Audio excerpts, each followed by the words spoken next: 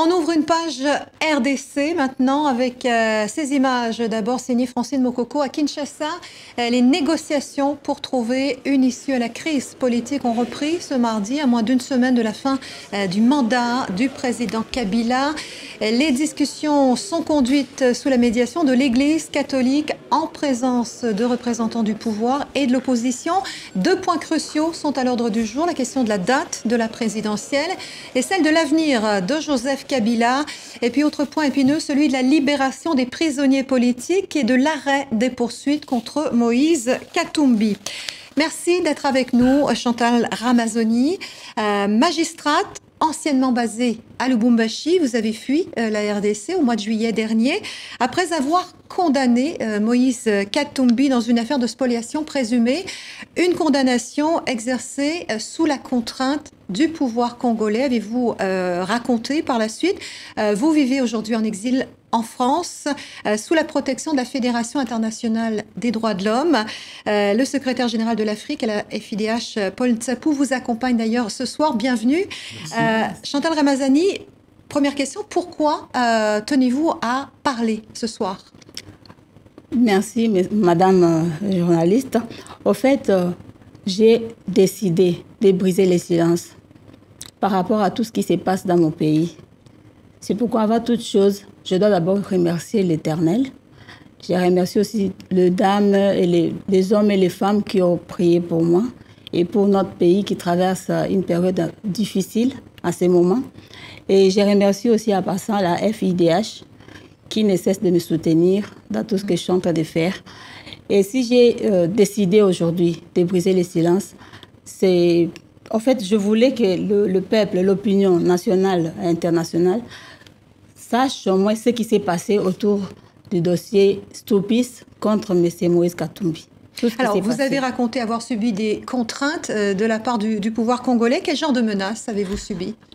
Au fait, j'ai reçu des menaces avant l'audience, pendant l'audience et après l'audience. Au fait, on m'a dit au début que c'était un dossier sensible. Dès le départ, que c'était un dossier sensible, un dossier de la présidence de la République, un dossier de M. Kalev Moutonde, l'administrateur de l'Agence nationale des renseignements. Et d'entre les jeux, avant l'audience, j'ai reçu le bâtonnier Kamukuni, qui est non seulement l'avocat de Kalev Moutonde, et l'avocat aussi de Stupis. Je l'avais reçu donc avant l'audience. Et pendant l'audience,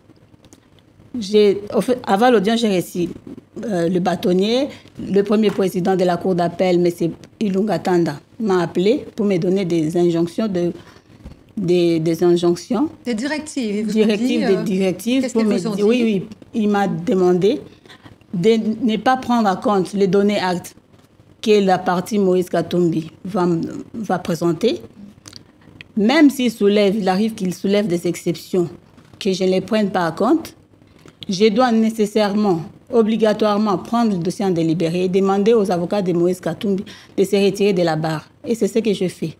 Donc l'objectif, selon vous, c'était, pour le pouvoir congolais, c'était de se débarrasser de Moïse Katumbi? Oui, à ce moment-là, je ne le savais pas. Parce que c'était des directives données les mêmes jours, je ne savais pas. Et j'ai suivi tout ce qu'il a dit. Et pendant l'audience, il m'a appelé pour me dire que non, mais vous ne savez pas que le président de la République suit ces dossiers avec beaucoup d'attention.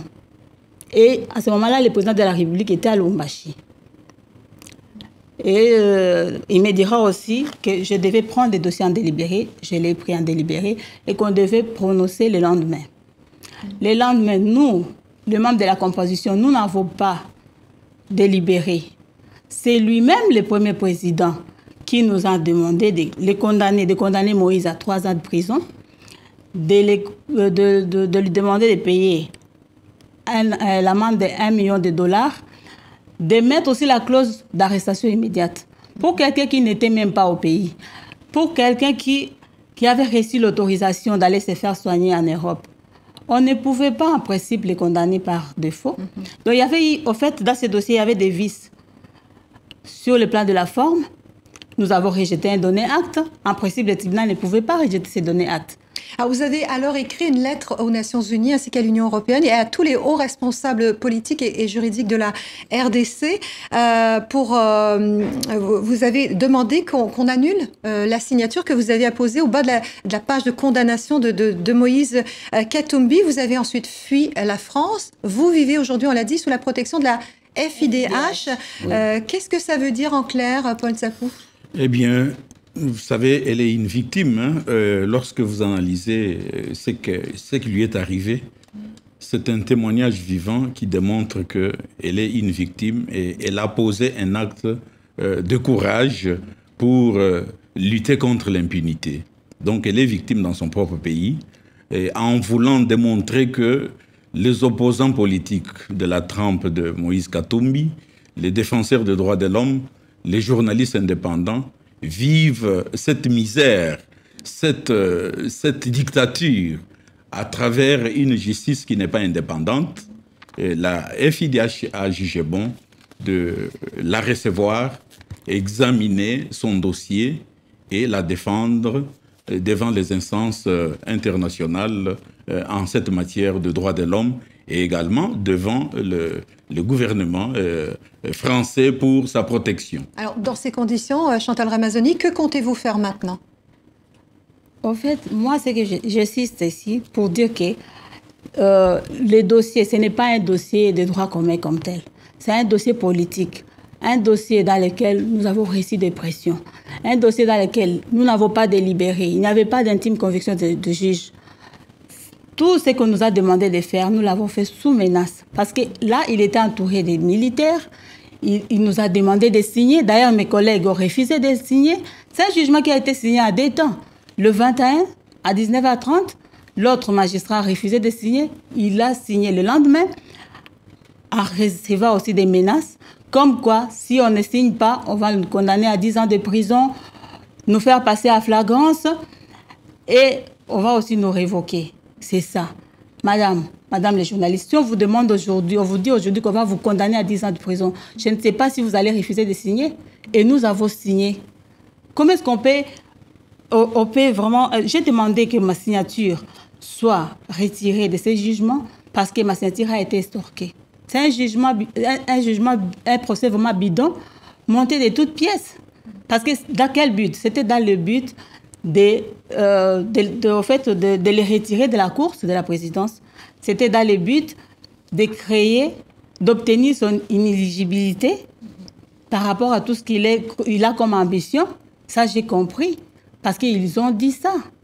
Merci Chantal Ramazzoni pour votre témoignage. Merci à vous également, Paul Ntsapou, d'être venu sur le plateau du Journal Afrique.